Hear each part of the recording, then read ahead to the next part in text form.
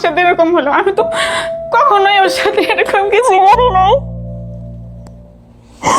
আমি তো চাইছিলাম জীবনের শেষ নিঃশ্বাস পর্যন্ত তার সাথে থাকতে, কেন আমার সাথে এমন করতেছে? এরকম করে জোরে জোরে হাউমাউ করে কাঁদতেছিলাম আর ওর সাথে চ্যাটিং করতেছিলাম। তখন ও পর্দার উপাস থেকে বের হয়ে আসলো, আসার পরে এরকম করে ধাস করে একটা লাথি মারলো। আমার বটি দিয়ে কাটাকাটি করতেছে, ওই অবস্থায় ধাস করে লাথি মারলো। আমার মেবি ওই বাসায় রান্নাঘরে যে ক্যাবিনেট গুলো থাকে এখনো আমার রক্তের দাগ ওখানে আছে, ঠিক আছে?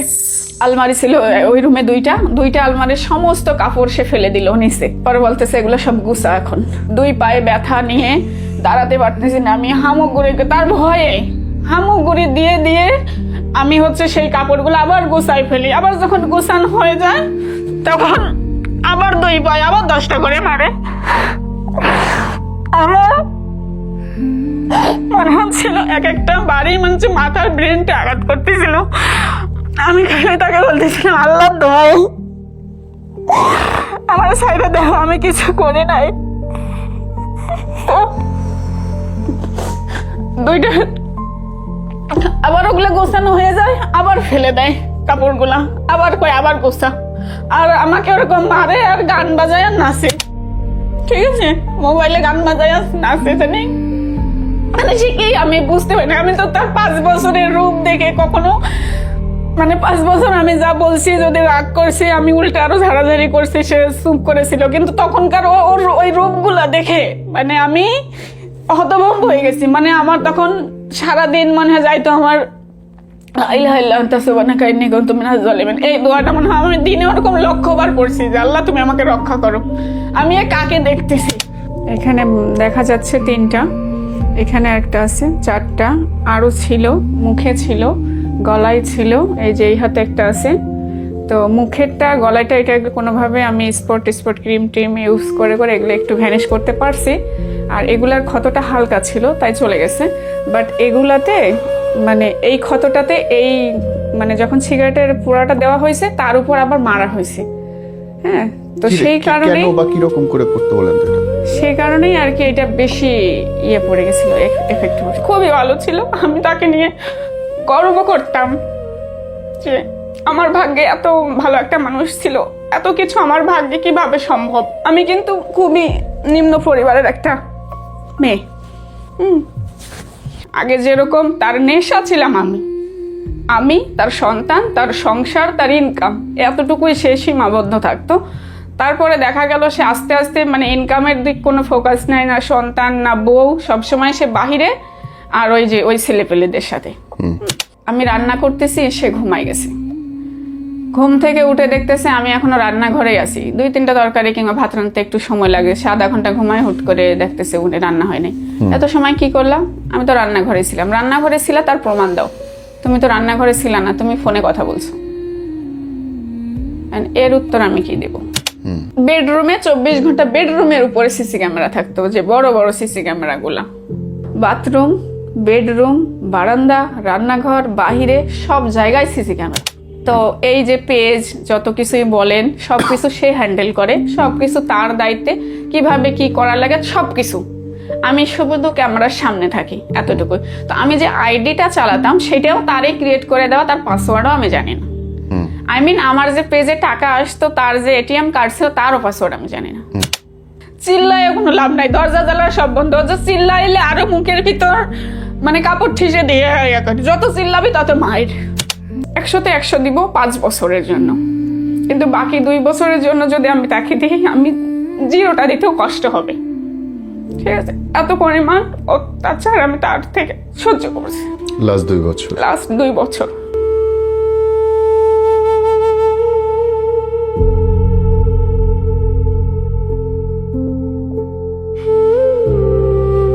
কাপল ব্লগে যাদেরকে আমরা খুব হাসি খুশি দেখি, বিভিন্ন জায়গায় এনজয় করতেছে, সারাটা জীবন সুখে শান্তিতে বসবাস করতেছে, পিকচার পারফেক্ট। আসলে তারা কতটুকু ভেতরে ভালো থাকেন বা আমরা কতটুকু ভেতরে ভালো থাকি তাই নিয়ে আজকের গল্প।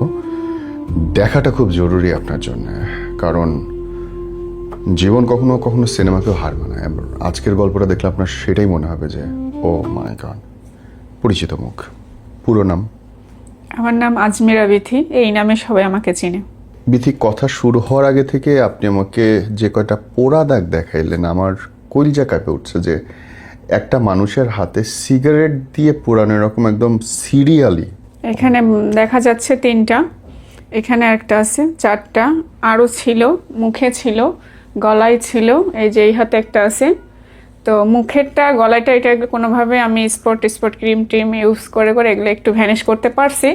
আর এগুলার ক্ষতটা হালকা ছিল তাই চলে গেছে।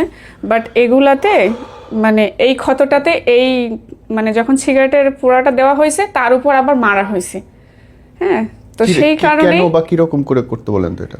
সেই কারণেই আর কি এটা বেশি পড়ে গেছিল, এফেক্ট পড়ছে। আপনাকে মানে পোড়ানোর এই যে কোনো একটা দিনের গল্প আমাকে বলেন যে কেন, কিভাবে, কি করছে। একটা দিনের গল্প যদি বলি তাহলে অনেক কিছু বলা লাগে। যাই হোক, সংক্ষেপে বলি। আমাদের বিয়ে হচ্ছে 19 সালে। আমাদের 2 জন পছন্দ করেই আমরা বিয়ে করি। সেখান থেকে আমাদের একটা বেবি হয় তখন, আমার ছেলে, আমার আইমান জাহান আয়ান। ওর মানে তারপর আমরা চাকরিতেই ছিলাম। তারপর হচ্ছে 22 সালের দিক আমরা হচ্ছে অনলাইনে আসি। অনলাইনে আসার পর মোটামুটি 4-5 মাস কষ্ট করার পর আমরা সেখান থেকে একটা ভালো ফলাফল পাই। তো তারপর চিন্তা করলাম যে আমরা দেশে চলে যাব। ঠিক আছে, দেশে বলতে তার বাড়ি ছিল কুষ্টিয়া আর আমার ছিল রংপুর। তো আমি যেদিন তাকে বিয়ে করছিলাম সেদিন থেকে মনে করেন যে বিয়ের আগে মানুষ প্রেম প্রীতি করতেই পারে, স্বাভাবিক। তো আমি যেদিন তাকে বিয়ে করছিলাম সেই দিন একটাই ভেবে নিয়েছিলাম যে আমার দেখা শ্রেষ্ঠ পুরুষ হচ্ছে সে। এরপর থেকে আমি কারো দিকে আর কি কখনো তাকাবো না, এরকম একটা আমার পরিকল্পনা ছিল। যাই হোক, আমার এতে আমি অনেস্ট ছিলাম, দিন যাচ্ছিল আমাদের ভালোই। আমি যেদিন তার সাথে বিয়ে হয় আমার, সেদিন আমি চাকরি করতাম যেহেতু, তখনকার মানে সেদিনে আমার যে ব্যাংকে টাকা ঢুকতো সেদিনের পাসওয়ার্ডটাই আমি তাকে দিয়ে দিয়েছিলাম, এতটা পরিমাণ বিশ্বাস তাকে আমি করেছিলাম। তো যাই হোক, আমাদের ভালোই দিন চলতেছিল। 22 সালে যখন আমরা ইনকাম করতে পারি ফের অনলাইন থেকে, তখন আমরা হচ্ছে মানে চাকরি জীবনটা আর কি ছেড়ে দিলাম। তারপর সে বললো যে আমিও আমার বাবা মার খেজমত করতে চাই, আমরা দেশে চলে যাই, ওখানে ভালো ব্লগিং ভিডিও, যেহেতু চাকরি করা সম্ভব না, আমরা একটা ভালো করতে পারবো। তো সেই অনুপাতে আমরা গাজীপুর থেকে শিফট করে গেলাম কুষ্টিয়া। তো আমার লাইফে মনে হয় কুষ্টিয়া যাওয়াটাই জীবনের সব থেকে বড় ভুল। ঠিক আছে, তো ওখানে যাওয়ার পরও 22 সালে আমরা শিফট করছি। 24 সাল পর্যন্ত আমার ভালো ছিলাম। যদি তার সাথে বৈবাহিক জীবন আমার 7 বছর, যে 10 মে আমাদের 7 বছর পূর্ণ হয়েছে। 7 বছর ভিতরে যদি তাকে আমি হাজবেন্ড হিসাবে নাম্বার দেই, তাকে 100-তে 100 দিব 5 বছরের জন্য। কিন্তু বাকি 2 বছরের জন্য যদি আমি তাকে দিই, আমি 0টা দিতেও কষ্ট হবে। ঠিক আছে, এত পরিমাণ অত্যাচার আমি তার থেকে সহ্য করছি লাস্ট 2 বছর। 5 বছর ভালো ছিল, খুবই ভালো ছিল। আমি তাকে নিয়ে গর্ব করতাম যে আমার ভাগ্যে এত ভালো একটা মানুষ ছিল, এত কিছু আমার ভাগ্যে কিভাবে সম্ভব। আমি কিন্তু খুবই নিম্ন পরিবারের একটা মেয়ে।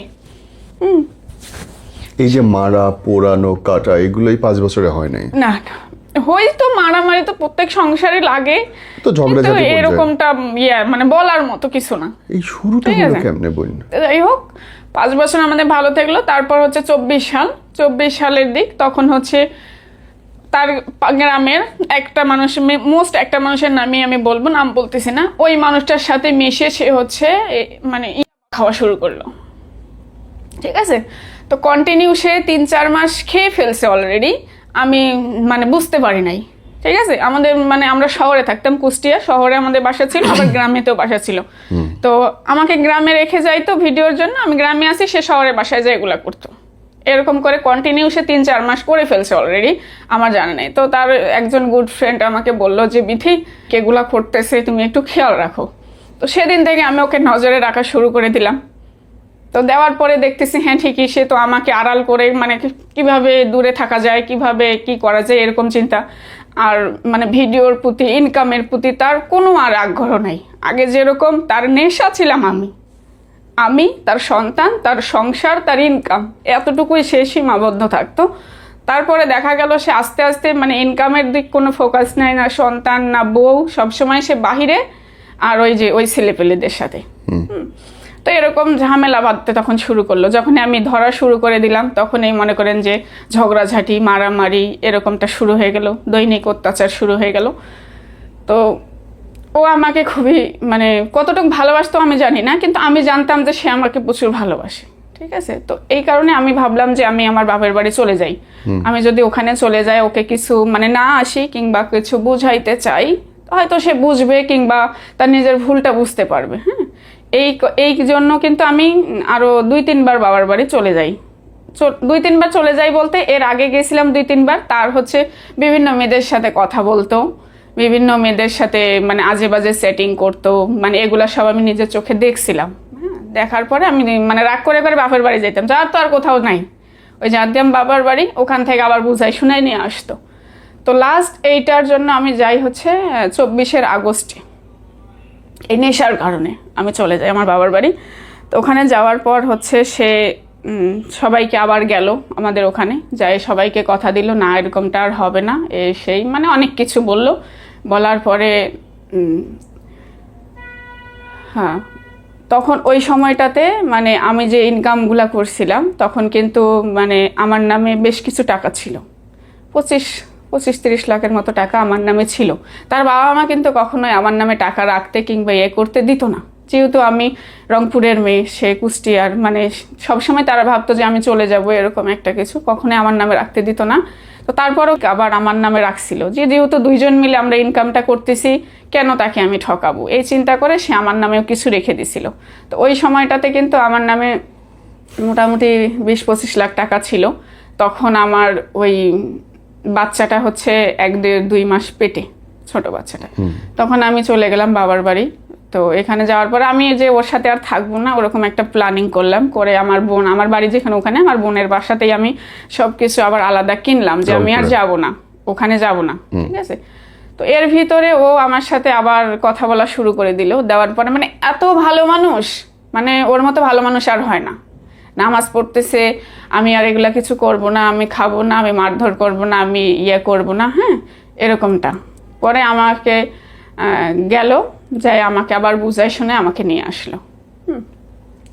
ওই নিয়ে আসার আগের কাহিনী হচ্ছে, আমি যে তাকে ছেড়ে বারবার বাবার বাড়িতে যাচ্ছি, প্রবলেমটা আমার, তাই না?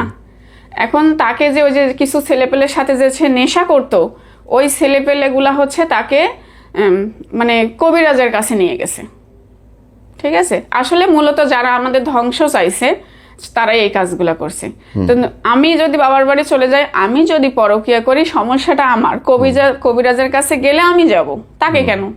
তো তাকে এক কবিরাজের কাছে নাকি নিয়ে যাওয়া হয়েছে, নিয়ে যাওয়া হচ্ছে কি কি খাওয়াইছে, করছে।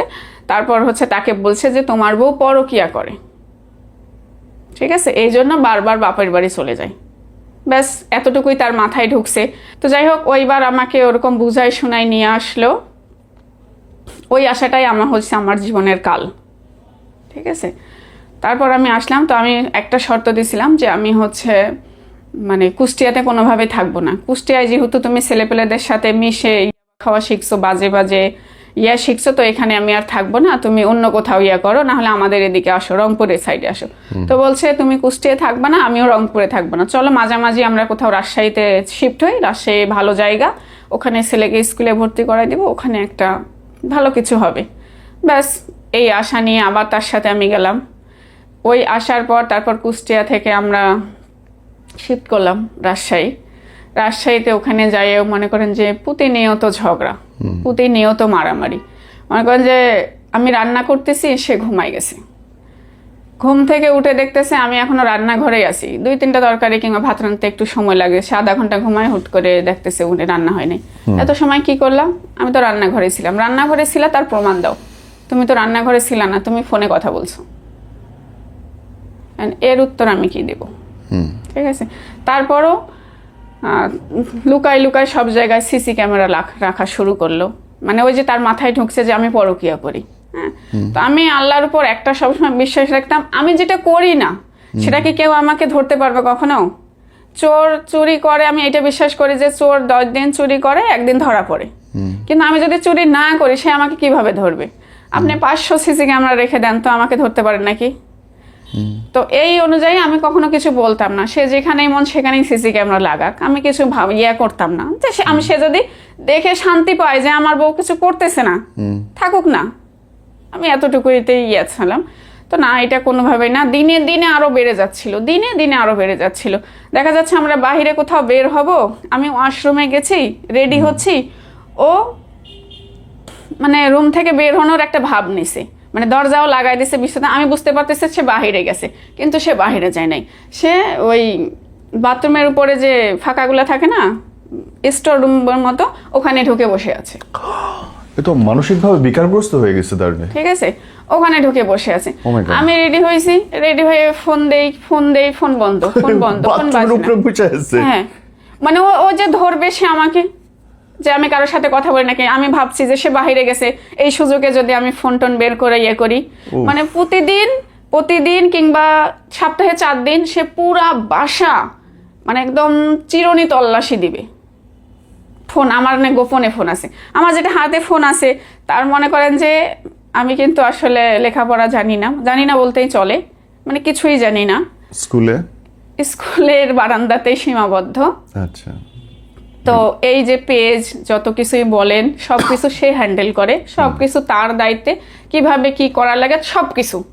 আমি শুধু ক্যামেরার সামনে থাকি, এতটুকু। তো আমি যে আইডিটা চালাতাম সেটাও তারই ক্রিয়েট করে দেওয়া, তার পাসওয়ার্ডও আমি জানি না। আমার যে পেজে টাকা আসতো, তার যে এটিএম কার্ড ছিল, তারও পাসওয়ার্ড আমি জানি না। আমার শুধু চিন্তা ছিল আমার জীবনের শেষ নিঃশ্বাস অবধি তার কাছে থাকা, তাকেই ভাবা, এতটুকুই। আমি তো ভাবি নাই কখনো যে আজকের দিনটা আমার জীবনে আসবে, আমি কোনোদিন চলে যাব, আমাকে কোনোদিন এই পরিস্থিতিতে পড়তে হবে বাচ্চাদের নিয়ে। ঠিক আছে, তো জীবনের সব কিছু উজাড় করে দিয়েছি। একটা সময় হাউমাউ করে কান্না করতাম যে হয়তো আমরা কোনো একদিন, তার আগে আমি মারা যাবো, আমার আগে সে মারা যাবে, এই কথাটা ভেবেও একসময় কান্না করছি। কিন্তু সেই মানুষকে যারা দেখেন, আমি আজকে 9 মাস একা আছি। খোঁজ নেয়নি? না, সরিও বলে নাই কোনো কিছুর জন্য? এখন পর্যন্ত সে ব্লেম দিয়ে যাচ্ছে, বলতেছি। তো যাই হোক, আবার এরকম দেখা যাচ্ছে আমি রেডি হচ্ছি ছেলেকে নিয়ে স্কুলে যাব, সে নাই, কই গেল ফোন দেয় নাই। পরে দেখে পাশের রুমে খাটের নিচে শুয়ে আছে। মানে সে চেষ্টার কোনো ত্রুটি রাখে নাই যে আমাকে ধরবে, আমি কারোর সাথে পরকীয়া করি। খাটের নিচে গিয়ে শুয়ে আছে, দেখা যাচ্ছে। ও মাই গড। কিন্তু সে পারে না, যখন সে এই যে হন্নি হয়ে খুঁজতেছে, পারে না, যখন আমাকে ধরতে পারে না, কিন্তু তার মাথায় ঢুকতেছে আমি কারোর সাথে কথা বলতেছি। সে এখানে শুয়ে আছে, টানা 3 দিন 4 দিন ঘুমায় না। আমি পাশে শুয়ে আছি, হয়তো এই কায়ত হয়ে শুয়ে আছি, তার মনে হচ্ছে আমি এইদিকে ফিস করে কথা বলতেছি, অথচ আমি তার সাথে শুয়ে আছি, সে এখানে ঘুমায় নাই, জেগে আছে। এরকম একটা পরিস্থিতি। আর বেডরুমে 24 ঘন্টা বেডরুমের উপরে সিসি ক্যামেরা থাকতো, যে বড় বড় সিসি ক্যামেরাগুলা, ঠিক আছে, এগুলা থাকতো।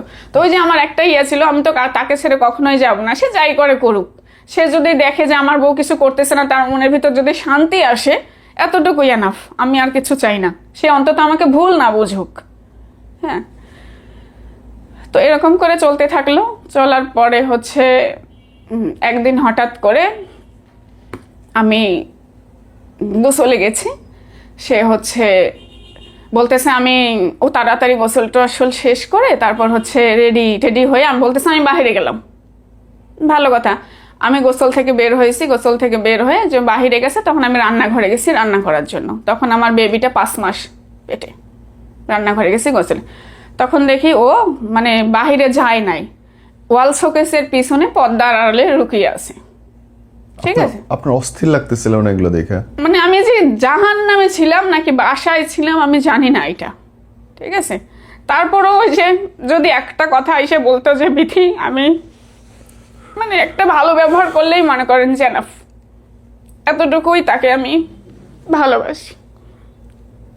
তো যাই হোক, ও পর্দার আড়াল থেকে মানে আমাকে মেসেজ করতেছে, তুই এটা করছিস, তুই বেয়াদব, তুই খারাপ, মানে এত জঘন্য ভাষা বলতেছে, মানে এগুলো কল্পনারও বাহিরে। ঠিক আছে, তো আমি ওর হাতে চ্যাটিংও করতেছি ওর সাথে, আর হাউমাও করে কান্না করতেছি রুমের ভেতর, মানে ওই রান্নাঘরে কেউ নাই তো। তখন মানে একটু জোরে কান্না করতেছিলাম, আল্লাহ কেন আমার সাথে এরকম হলো, আমি তো কখনোই ওর সাথে এরকম কিছু করি নাই। আমি তো চাইছিলাম জীবনের শেষ নিঃশ্বাস পর্যন্ত তার সাথে থাকতে, কেন আমার সাথে এমন করতেছে?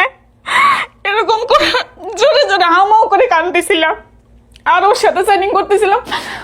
তখন ও পর্দার ওপাশ থেকে বের হয়ে আসলো, আসার পরে এরকম করে ধাস করে একটা লাথি মারলো।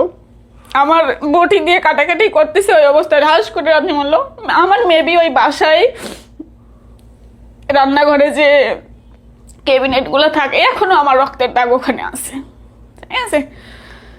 আর সারা শরীর আমার 2 বছরে আমার শরীর থেকে কখনো মানে ব্লাডের স্পট কখনো মুছে যায় নাই।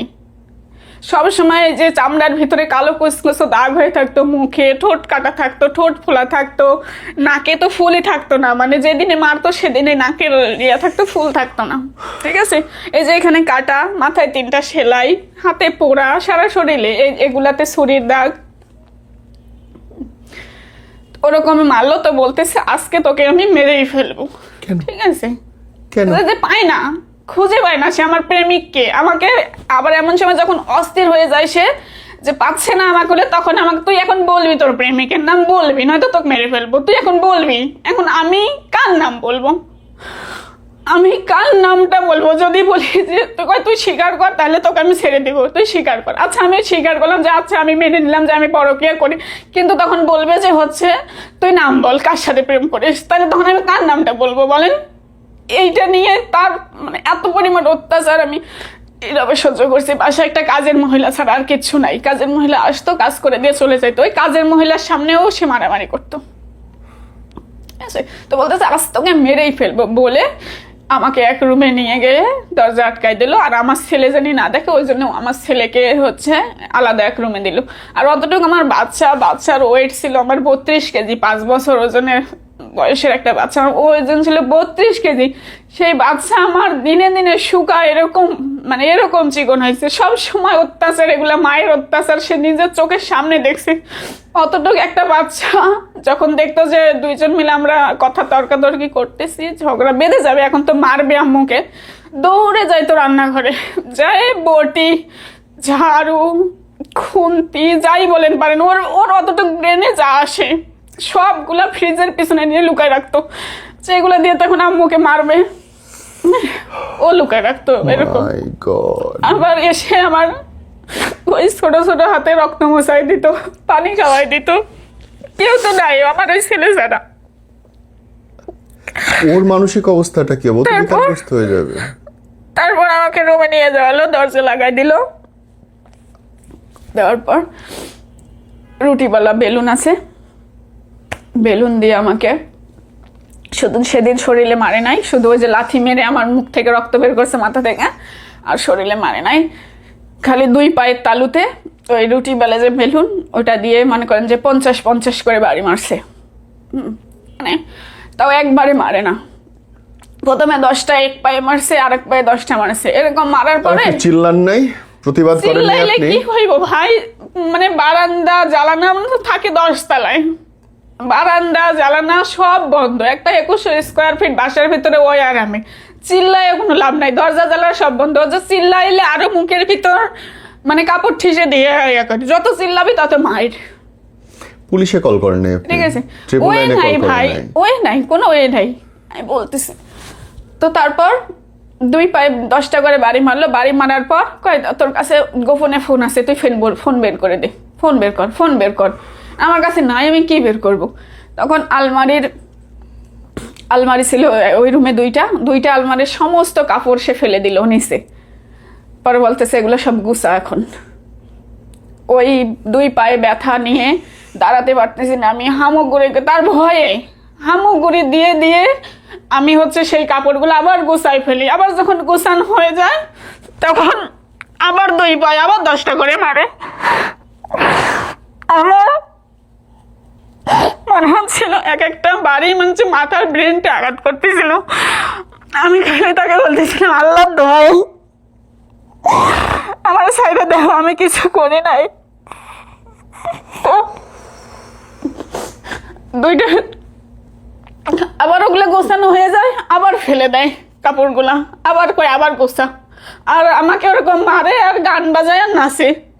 ঠিক আছে, মোবাইলে গান বাজায় নাচতে নেই, মানে সে কি আমি বুঝতে পারি না। আমি তো তার 5 বছরের রূপ দেখে কখনো, মানে 5 বছর আমি যা বলছি, যদি রাগ করছি, আমি উল্টা আরো ঝাড়াঝাড়ি করছি, সে চুপ করেছিল। কিন্তু তখনকার ওর ওই রূপগুলা দেখে মানে আমি হতভম্ব হয়ে গেছি। মানে আমার তখন সারাদিন মনে হয় যাইতো আমার এই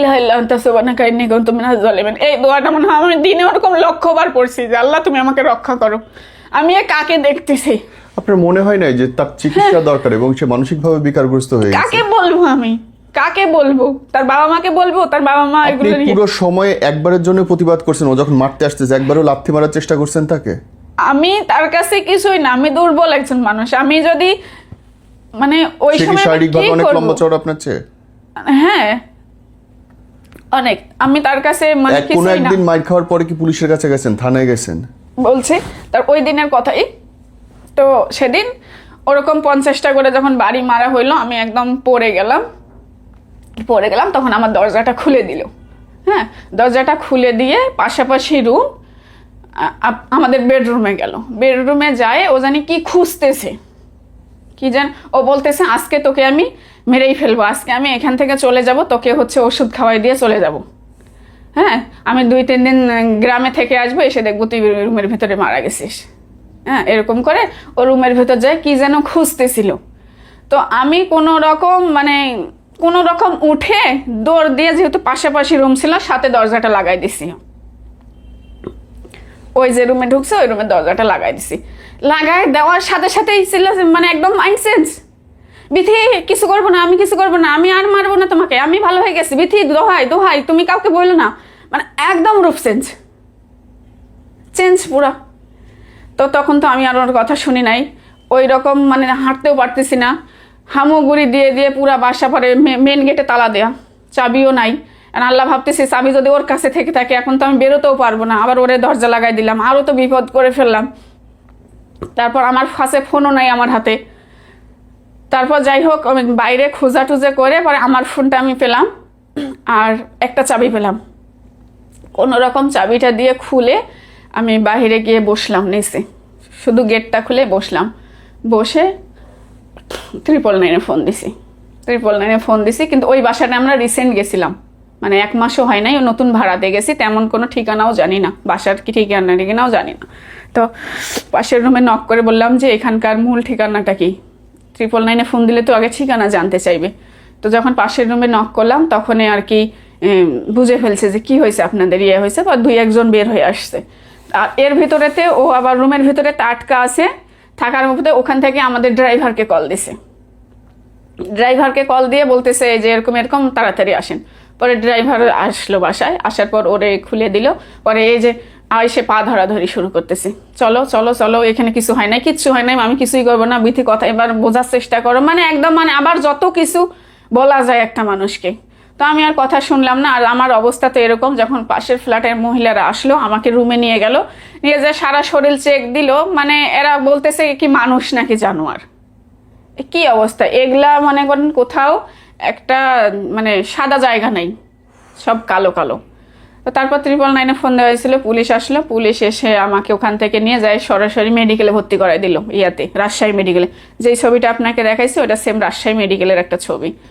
হাতের ভিতরে ওরকম সারা মুখে রক্ত, মানে দাগ টাগ সারা, মানে আমি হাঁটতে পারি না তখন আর কি। ওই যে 2 পায়ে মারার কারণে শরীর এমনি ভালো থাকলেও কিন্তু আমি আর হাঁটতে পারি না।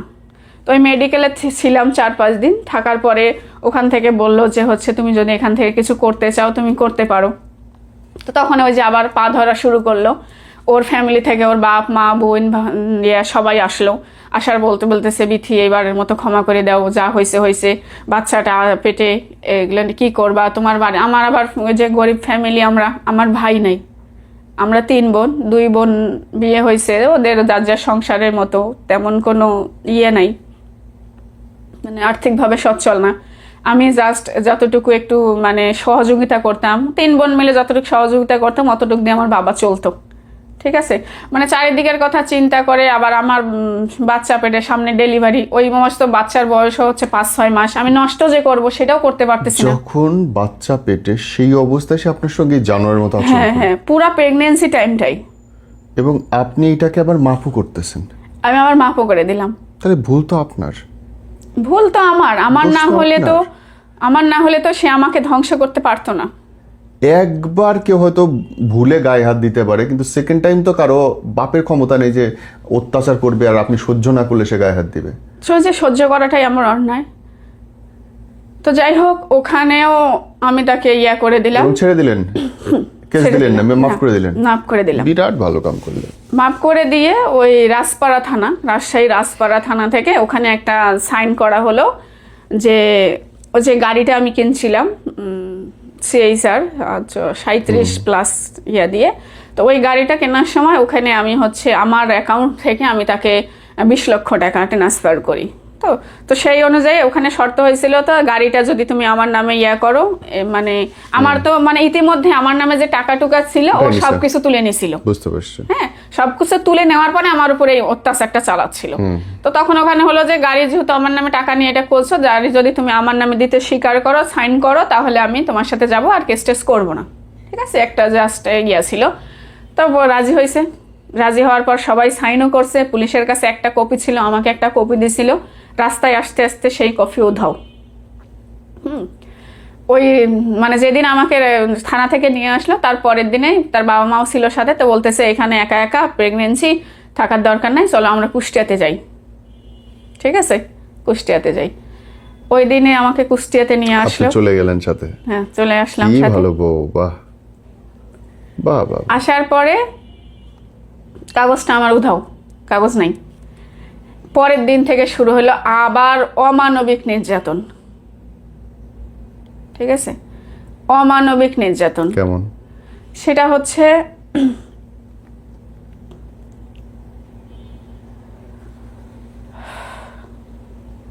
মানে যে কোনো কিছুতেই আমি যেটাই করি সেটাই সমস্যা।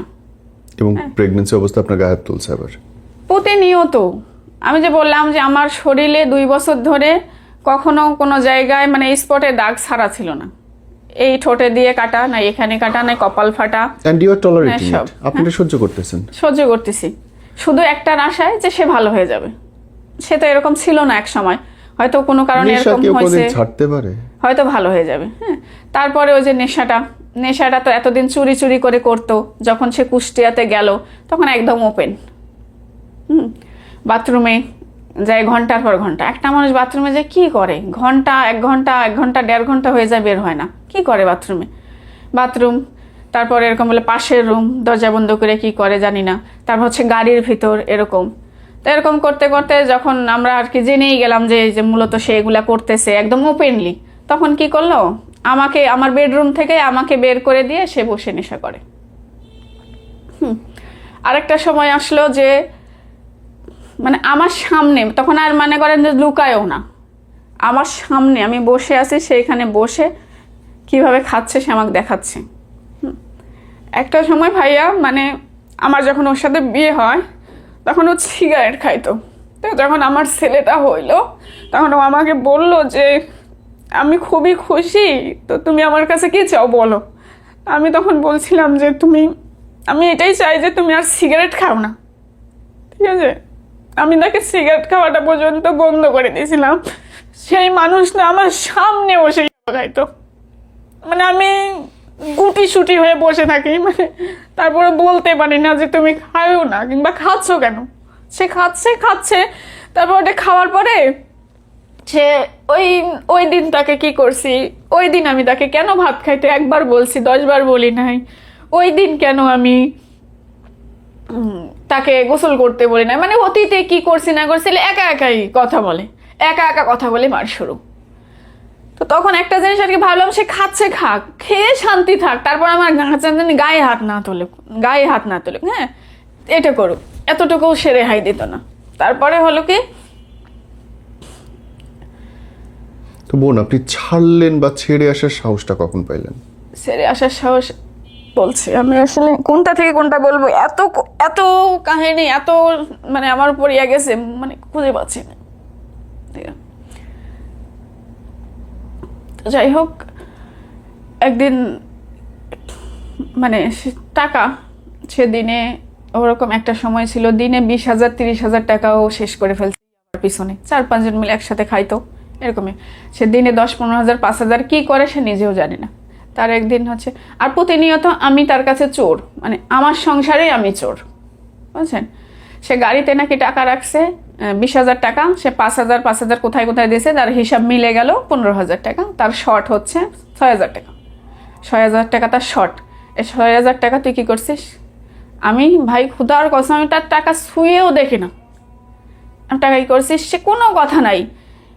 রুমে এসে মনে করেন যে ওই যে রান্না করে ফ্রাই প্যান দিয়েই মেরে ফ্রাই প্যানের ডানটাই ভেঙে ফেলছে। চুল ধরে মানে এমন করবে, খাটের থেকে টাইনে চুল ধরে নিচে ফালাবে, হ্যাঁ চুল ধরে এরকম ধরবে, আমাকে এরকম করে ঘোরাচ্ছে আরও নাচতেছে। হ্যাঁ মানে সে যে পাগল বলবো তাকে না কি বলবো, সে কেন আমার সাথে এমন করতেছে আমি আর কি ভেবে পাই না। আপনার মনে হচ্ছে না যে এটা নেশা করার কারণে হচ্ছে? কিন্তু আমি যে ভাইয়া ওই সময়টাতে ওখান থেকে বের হয়ে আসবো তারও কোনো ওয়ে ছিল না। কেন? কারণ হচ্ছে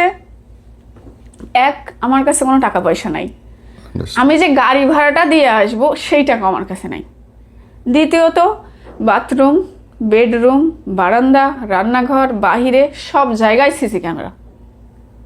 আমি যে ওখান থেকে লুকায়ে চলে বাথরুমেও আমি যে ওখান থেকে সামনে থেকে তো কখনোই আসতে পারবো না, আমি যে ওখান থেকে লুকায়েও বাসাটা থেকে বের হব এরকম কোনো পরিস্থিতি নাই। সে যেখানেই বসে থাক সে অল টাইম আমাকে ফলো করতেছে, আমি বেরোনোরও কোনো উপায় নেই। তো যাই হোক তখন এরকম তো অনেক খোঁজাখুঁজি করলো, মানে আমাদের রাজশাহীর বাসা খুঁজলো, তারপর গ্রামে কুষ্টিয়ায় যায়, জঙ্গলেও খুঁজে বেড়ায়, মানে আমি কোথাও কি লুকায় রাখছি নাকি, মানে তার যে মাথায় কি কাজ করে সে নিজেও জানে না, ঠিক আছে। তো যখন এরকম খোঁজাখুঁজির পর পায় না, কোনো প্রমাণ পায় না, কোনো ক্লু পায় না, কোনো ফোন পায় না, কোনো সিম পায় না, কিছুই পায় না, তখন সে করলো কি মানে উড়াধরা তখন মারতো। যখন সে কিছুই পায় না ডিপ্রেশনে, তখন আমাকে মানে উড়াধরা মারতো। তো এখন বলবি, এখনই তোর বয়ফ্রেন্ডের নাম বলবি, আর যদি তুই হচ্ছে না মার যদি তুই না খাইতে চাইস তাহলে আমাকে আব্বা বল, আব্বা বললে তোকে আমি মারা বন্ধ করে দিব। কিন্তু আমার কেন জানি ভিতরে এটা কখনোই মানে আসতো না, ঠিক আছে। কিভাবে সম্ভব, মানে আমি যতই মায়ের খাই, যতই অত্যাচার হোক, এই ভাষা কখনো আমার মুখে আসে নাই, ঠিক আছে। তো তাকে কেউ একজন বলছিল যে আচ্ছা বিথি তো ভাইরাল মানুষ, আমি যদি কখনো কারো কাছে অন্যায় করি 2 টাকা, কিংবা কারোর সাথে চরিত্র খারাপ থাকে, কারোর সাথে আজে বাজে কোনো কিছু করি, আমার তো পাবলিশড হওয়ার কথা, রাইট? হবে না? হবে। আর একটা সাধারণ মানুষ থেকে আপনার অসুবিধা হচ্ছে আপনি কোথাও কারোর সঙ্গে ব্যক্তিগত গোপন সম্পর্ক রাখতে পারবো না। আমি যেখানেই রাখি সেটাই কিন্তু প্রকাশ হবে। সঠিক। তো এখানে একজন বলছে যে ও তো মানে অনলাইনের মানুষ, ও তো বাইরে কিছু করে গোপন রাখতে পারবে না, ও হয়তো বাইরে কারোর সাথে রিলেশন নাই, ও তো দেখ তোর মানে ঘরের মানুষ কারো কার সাথে ওর রিলেশন আছে, হ্যাঁ এই আবার আরেক পেস লাগাই দিছে। তো যখন এই কথা সে বলছে, সে তখন ঘরের মানুষ বলতে তখন তার বোন জামাইকে মিন করছে। আচ্ছা। তার বোন জামাই বলতে সে মানে ছোট মানুষ, আমার যখন বিয়ে হলো তখনই তারা হচ্ছে মানে এসএসসি পরীক্ষা দিল, তার বোন জামাই এরকম, আর মানে বেকার ছেলে, লেখাপড়া করে, আমরাই তাদেরকে আরো মানে একটু হলেও হেল্প করছি, করে তাদেরকে করছি। তারপর হচ্ছে ওদেরকে আমাদের পিছন ধরেই ওরা অনলাইনে আসলো, আইসে 2 টাকা ইনকাম করে এখন যাই হোক আলহামদুলিল্লাহ ভালো আছে। তো তখন ওই ছেলেকে মিন করলো, এইটা মানে কোনো দিন আমার শুনলে গা ঘিন ঘিন করে। তখন ওই ছেলের সাথে আমাকে জড়ানো শুরু করে দিল। যখন একটা জিনিস আপনি চিন্তা করেন ভাই, বাইরের কারোর সাথে আপনাকে ব্লেম দিক, সেটা কিন্তু সহ্য হয়, কারণ ওই লোকটাকে আমি চিনি না, জানি না, কখনো কথাও বলে না, পরিবারের মানুষের নিয়ে কথা হলে সহ্য হয় না, কিন্তু পরিবারের মানুষের সাথে যখন কথা বলে তখন কিন্তু আর মেনে নেওয়া যায় না। আবার তারপর আমি খুশি, আচ্ছা ঠিক আছে, ওর সাথে যদি কথা বলতে তোমার সমস্যা, আজকের পর থেকে দেখবা কোনোদিনও তার সাথে আমার মুখামুখি দেখতে পারবো না, সে যতই আমার পরিবারের লোক হোক, আমি তাকে আর মানে কথাও বলবো না।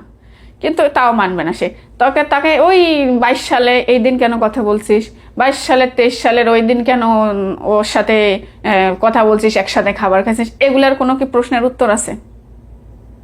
এগুলার কোনো উত্তর নেই। তো যাই হোক এরকম যখন ওর বোন জামাইকে নেওয়া কথা বলা শুরু হয়ে দিল, তখন ওর বোন জামাইরা ওখানে ছিল, তখন ওরাও আর কি যখন দেখতেছে যে ঝামেলা টামেলা হচ্ছে, তারাও আবার কি ওই যে ভিডিওর ক্ষেত্রে সবসময় আমাদের বাসায় পড়ে থাকতো, শ্বশুর বাড়িতে পড়ে থাকতো। তো দেখা যাচ্ছে এরকম মানে আমি যে কি একটা অস্বস্তির মনে হচ্ছে একটা জাহান্নামে পড়েছিলাম, না ঘরে থাকলেও অশান্তি, ঘরের থেকে বাইরে বেরাবো তাদের মুখ দেখতেছি, তাদের মুখ দেখলে ওই যে ওদের মুখ দেখতেছিস, তুই এখানে বসে ওর দিক তাকাই আসিস, মানে এরকম একটা পরিবেশ। তো তারপর ওরা যখন চলে গেল তখন ওরাও চলে গেল, তখন আর কেউ নাই, তখন হচ্ছে আমার তখন কার সাথে ব্লেম দেওয়া শুরু করলো, নিজের বাপের সাথে। যার বাড়িতে আমি থাকি, পাশাপাশি রুমে থাকি, নিজের জন্মদাতা পিতা, তখন তার সাথেই ব্লেম। আপনার শ্বশুর, এইটা কিভাবে আমি মেনে নিব বলেন? আপনার আপন শ্বশুর, আপন শ্বশুর, হ্যাঁ, কিভাবে মেনে নেব? মানুষের শুনলে ঘিন ঘিন করতো, গা ঘিন ঘিন করতো, কিন্তু সে অনায়াসে বলে দিত এইসব কথা। হ্যাঁ, কিন্তু মানে তখন ওই সময়টাতে মানে আস্তে আস্তে বলতো, রুমের ভিতরে আমাকে ফিসফিস করে বলতো, মানে জোরে বলতো না, কিন্তু ওই মানসিক চাপটা আমাকে দিত। ঠিক আছে, আবার এক সময় আছে জোরেও বলতো, তার ফ্যামিলির লোকও শুনতেছে, কিন্তু তারাও কেউ কোনো প্রতিবাদ করতো না। মা বাপ শুনতো এগুলো? হ্যাঁ, শুনতেছে, কেন কেউ কোনো প্রতিবাদ করতাম। ও আসলে এমন একটা বেপরোয়া মানুষ, মানে নিজের বাবা মার গায়েও হাত তুলতে দ্বিধাবোধ করে না। সে জায়গায় গ্রামের মানুষ তো দূরের কথা, গ্রামের মানুষ ওখানে যদি আমাকে মেরেও ফেলে তাও একটা মানুষ এগোতে যায় না, এরকম একটা বিষয়। তো এরকম করতে করতে আমার বেবিটা হওয়ার সময় চলে আসলো। যে বেবিটা হওয়ার মানে 1 মাস আগে, 9 মাস, তো গত কুরবানি ঈদের দিনের কথা বলি। কোরবানি ঈদের দিন ওরকম সকাল সারা রাত বাহিরে থাকে, নেশা টেশা করে, করে ওরকম করে আইসা ঈদের দিন বলতেছে, তোমার সাথে কেন আল্লাহ ডিভোর্স করে না, তোর সাথে আমার থাকতে ইচ্ছে করে না, তোর সাথে কেন আল্লাহ ডিভোর্স দেয় না আমার। এরকম এক কথায় দুই কথায় আমি তারপরে কথা বলতেছি না, কাজই করতেছি। তো তার মা বলে উঠলো যে এত ডিভোর্স করিস, তোর একদিন ডিভোর্সই হয়ে যাবে। হ্যাঁ, এই কথা বলার কারণে তাদের মা ছেলের ভিতরে একটা কথা কাটাকাটি লেগে গেল। তো সেখানে হচ্ছে আমি মানে কিছুই বলতে পারি না, কাউকে কিছুই বলতে পারি না, উল্টা আমাকে মারলো যে তোর শাশুড়ি